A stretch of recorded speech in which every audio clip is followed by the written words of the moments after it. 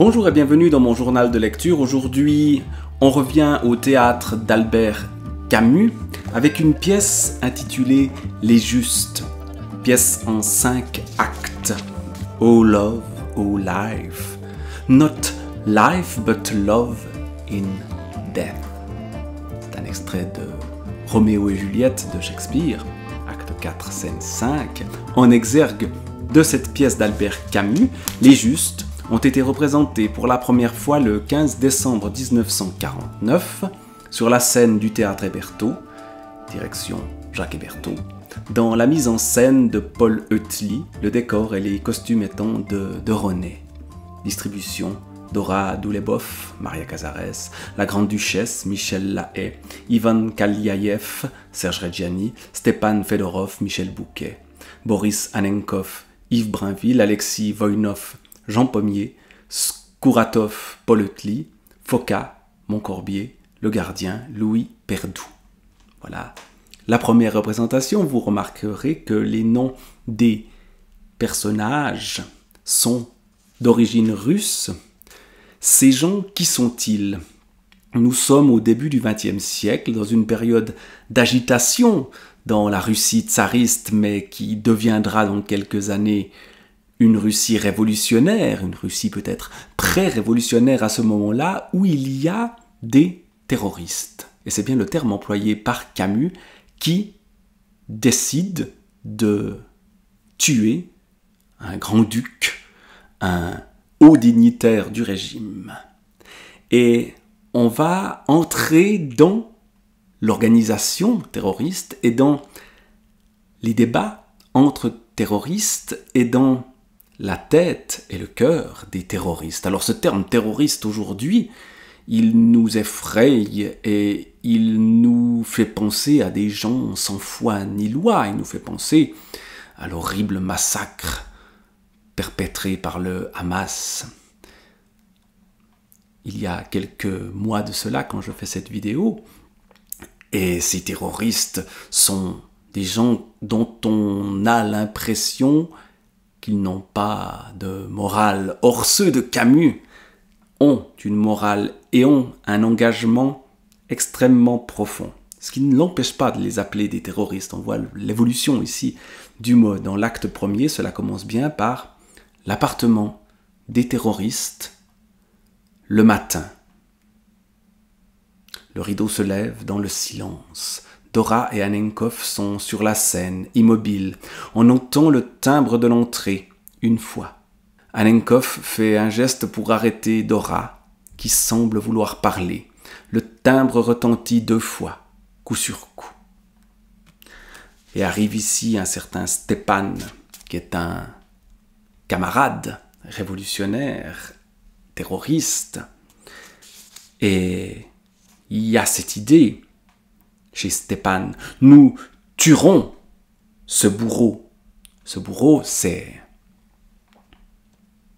le grand-duc, qui se trouve au même endroit que nos personnages et qui est censé aller au théâtre et y revenir seul.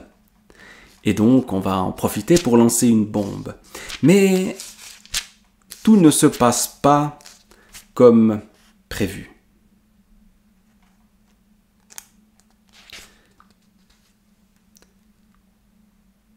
Voilà ce que dit Stepan. C'est pas lui qui doit lancer la bombe, c'est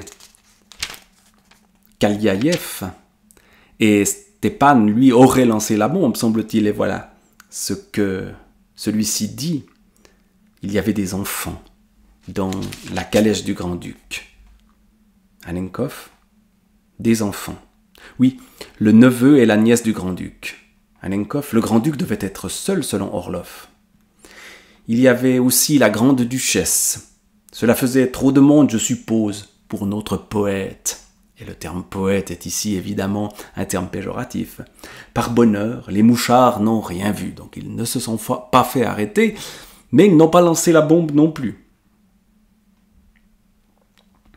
Annenkov parle à voix basse à Stepan. Tous regardent Kaliaïev, qui lève les yeux vers Stepan. Kaliaïev, égaré.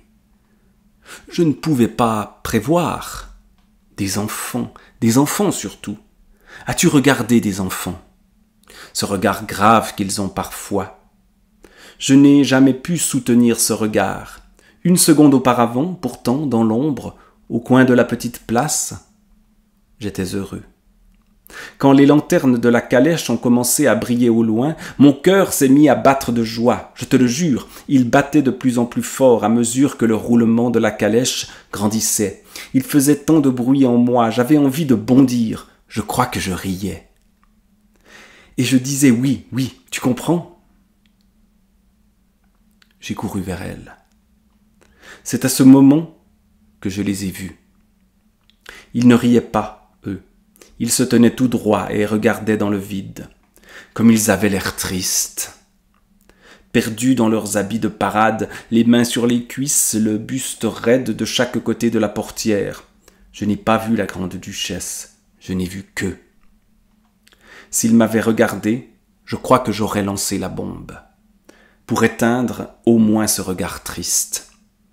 Mais ils regardaient toujours devant eux. Alors, je ne sais pas ce qui s'est passé. Mon bras est devenu faible. Mes jambes tremblaient.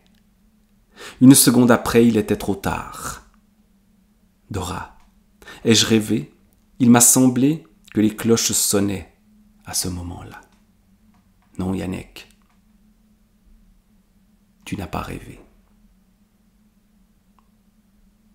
Et à nouveau Kaliaïev. Regardez-moi, frère, regardez-moi. Regardez-moi, frère, regarde-moi, Boria. Je ne suis pas un lâche, je n'ai pas reculé, je ne les attendais pas. Tout s'est passé trop vite. Ces deux petits visages sérieux et dans ma main ce poids terrible. C'est sur eux qu'il fallait le lancer, ainsi, tout droit. Oh non, je n'ai pas pu. Et donc, tout d'un coup, la réalité de ces enfants qui ne devaient pas être là empêche donc notre terroriste de lancer une bombe. Et on voit bien ici que tout n'est pas possible pour défendre la cause. Et pourtant, d'autres l'auraient fait. Et le personnage de Stepan, justement, lui, ne comprend pas pourquoi Kaliaïev n'a pas lancé la bombe. Des enfants? Vous n'avez que ce mot à la bouche. Ne comprenez-vous donc rien? Parce que Yannick n'a pas tué ces deux-là, des milliers d'enfants russes mourront de faim pendant des années encore. Avez-vous vu des enfants mourir de faim? Moi, oui. Et la mort par la bombe est un enchantement à côté de cette mort-là. Mais Yannick ne les a pas vus. Il n'a vu que les deux chiens savants du grand-duc. N'êtes-vous donc pas des hommes? Vivez-vous dans le seul instant? Alors choisissez la charité et guérissez seulement le mal de chaque jour. Non, la révolution, qui veut guérir tous les maux, présents et à venir. Ce à quoi Dora, qui aime Yannick, répond. Yannick accepte de tuer le grand-duc, puisque sa mort peut avancer le temps où les enfants russes ne mourront plus de faim. Cela déjà n'est pas facile. Mais la mort des neveux du grand-duc n'empêchera aucun enfant de mourir de faim. Même dans la destruction, il y a un ordre, il y a des limites. Stepan, violemment. Il n'y a pas de limite. La vérité est que vous ne croyez pas à la révolution. Ce genre de débat entre les jusqu'au boutistes et ceux qui ne sont pas prêts à tout pour que leur cause triomphe me semble une question qui reste profondément d'actualité. Jusqu'où peut-on aller pour rendre le monde meilleur? Peut-on commettre le mal en vue du bien? Voilà des questions qui sont vertigineuses et qui sont posées ici. Alors que se passera-t-il dans la suite? Il y aura une nouvelle occasion de lancer la bombe. Et est-ce que le même va s'y essayer une nouvelle fois? Est-il encore capable de lancer cette bombe ou est-ce qu'on va envoyer quelqu'un d'autre? Et puis s'il lance la bombe et que le grand-duc est tué, qu'arrivera-t-il aux lanceurs de bombes et aux autres? Je ne vais pas aller plus loin dans cette histoire-là, dans cette pièce-là. Une pièce dure, une pièce aussi où il est question d'amour. Dora aime Kaliaïev. Mais, au fond, cet amour, il est soudé par la révolution. Donc il y a, au fond, encore un autre dilemme. Se sépareront-ils pour la révolution, puisque c'est ça qui les lie, c'est ça qui les sépare aussi, mais ça ne les sépare pas vraiment. Et donc, encore une fois, des questions extrêmement sérieuses, lourdes, dures, vitales, sont posées dans Les Justes, avec ce titre quand même extrêmement provocateur. Les Justes, ce sont les terroristes, chez Camus. Donc une lecture qui travaille nos têtes, nos morales.